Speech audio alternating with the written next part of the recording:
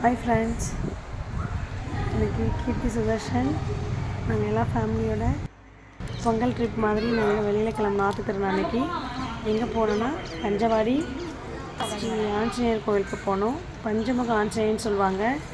5 முகங்கள் வந்து அந்த ஆஞ்சநேயருக்கு இருக்கும், அதனால் அது பஞ்சமுக ஆஞ்சநேயர்னு சொல்கிறாங்க.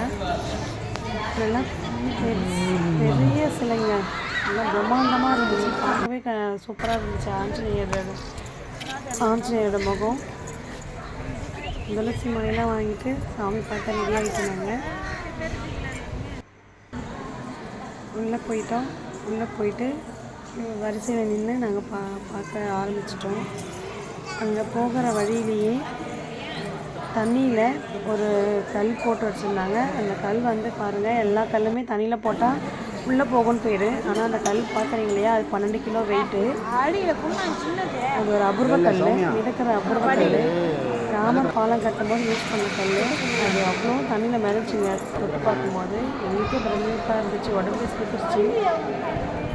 ஏன்னா அதெல்லாம் ஒரு பெரிய கொடுப்பனை தானே நம்மளுக்கு, எங்கேயும் நம்ம பார்க்க மாட்டோம் இல்லையா. செம்மையாக இருந்துச்சு. உண்மையாக இதெல்லாம் இருக்குன்னு இதெல்லாம் இந்த மாதிரி சம்பவத்தால் நம்ப முடியும் நம்மளால். சொன்னாங்களே பிரசாதம், எங்கே பிரசாதம் வாங்கி சாப்பிட்டுட்டு சிறப்பாக சாமி தரிசனம் முடிச்சுட்டு நெக்ஸ்ட்டு எங்கே போகலான்னா அவங்க கோயிலை சுற்றுறாங்க பாருங்கள். ஒரே ஜாலி தான் குழந்தைங்களுக்கு. இந்த கர்ப்பபிரானுடைய சிலையெல்லாம் பார்க்குறதுக்கூடிய ஒரு வாய்ப்பு கிடச்சிது எங்களுக்கு.